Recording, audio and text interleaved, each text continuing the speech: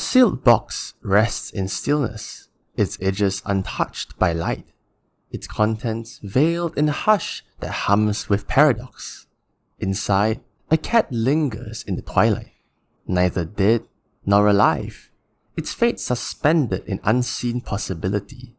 This is Schrödinger's cat, a riddle spun from logic and absurdity, breathing where certainty falters. No fairy tale of whimsy, but a thought experiment born of frustration shaped as protest against a universe ruled by the ghostly dance of probabilities. The cat, poised in limbo, reflects the tension between what is and what might be. Its silence is not an answer, but a challenge. From this quiet box, a tale unfolds from the mind of a man who sought to unravel absurdity. Schrödinger's vision, forged in defiance, carries us into a world where to observe is to define, and the unseen to rule. In the quiet of 1935, within the austere halls where science strained to grasp the cosmos, Erwin Schrödinger penned a paradox meant not to enlighten, but to unsettle. Angered by the strange tides of quantum theory, a realm where particles exist as a possibility until caught by observation, he conjured a creature to mock its logic. Against the Copenhagen interpretation, which held that particles remain in superposition, multiple states entwined until measured, Schrödinger offered a box, a cat, and a dare. His was not a solution, but a lantern lit in protest, casting uneasy light across the fog of the quantum world. Quantum mechanics, delicate and defiant, reveals a universe where the smallest fragments, electrons and photons, flicker in ambiguity. According to Bohr and his peers, this uncertainty governs all. Nothing is real until seen. Schrödinger recoiled at this. He imagined a scene that would stretch the theory of absurdity. A cat sealed away, its life bound to the decay of a single atom. In this sealed chamber, it contained the radioactive source, a guided counter, a vial of poison, and a cat. Should the atom decay, the mechanism triggers and the poison spills. If not, silence.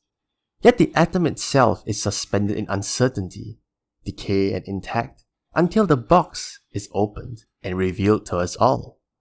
So too then, until observed, the cat is supposed both dead and alive. This was the superposition made grotesque, a metaphor turned mirror, reflecting the bizarre implications of the unseen. What Schrödinger created was not a lesson, but a challenge. The cat's fate, entwined with quantum chance, dared the world to follow logic into his madness. His protest, wrapped in metaphor, became a symbol for all that cannot be pinned by reason. In that quiet box, he placed a question without answer, an image that haunts the threshold between knowing and not, between science and myth.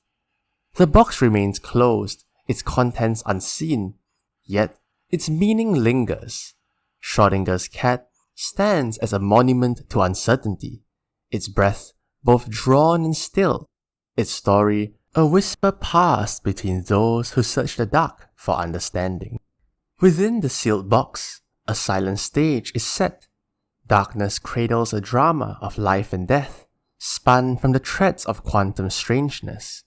A living cat breathes softly, its warmth a fragile pulse beside the cold machinery of fate. Near it, a radioactive atom hums with potential, its decay a whisper of chance that can unravel existence. A vial of poison waits, suspended in stillness, its venom bound to trigger, each piece entangled in a delicate ballet. This is Schrödinger's cat, a theater where absurdity wears a mask of reality, and mystery confronts the edge of what we call knowledge. The mechanics are deceptively simple, but their implications ripple outward like a stone dropped in the fabric of the cosmos.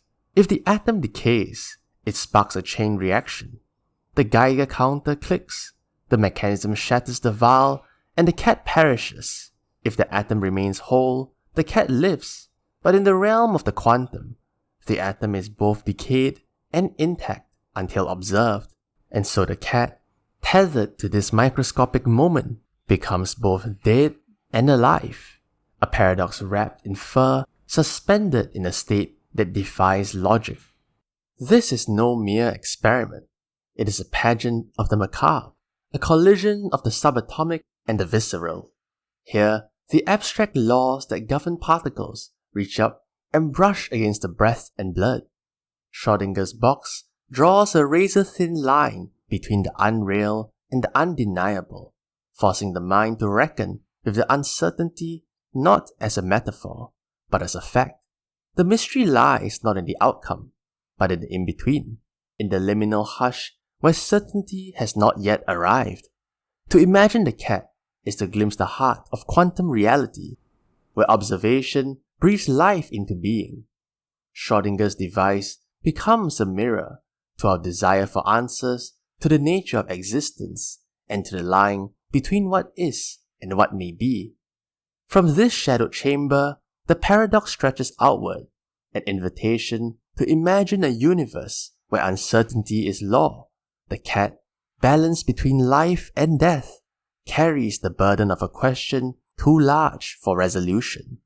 From the hush within the sealed box, where the cat lingered in limbo, the paradox spilled outward, escaping its confines to haunt minds across disciplines.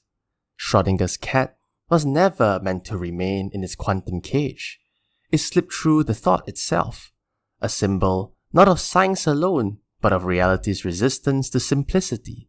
Neither dead nor alive, the cat became a symbol of uncertainty, a quiet contradiction echoing far beyond the reaches of physics.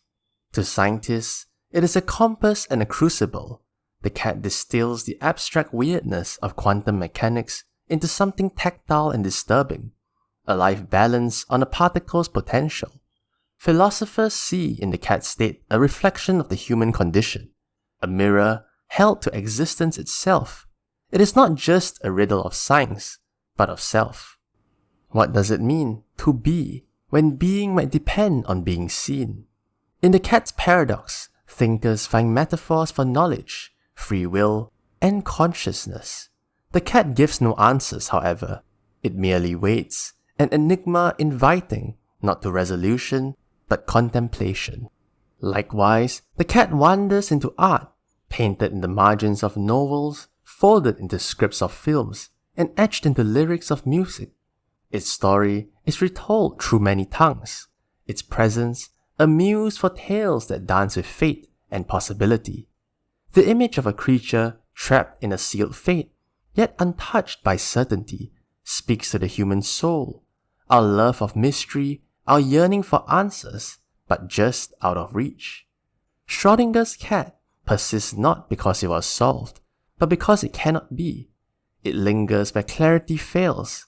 It is the tremble before decisions, and the breath drawn before revelation. From the silence of its imagined box, it speaks not of death, nor of life, but of the space between.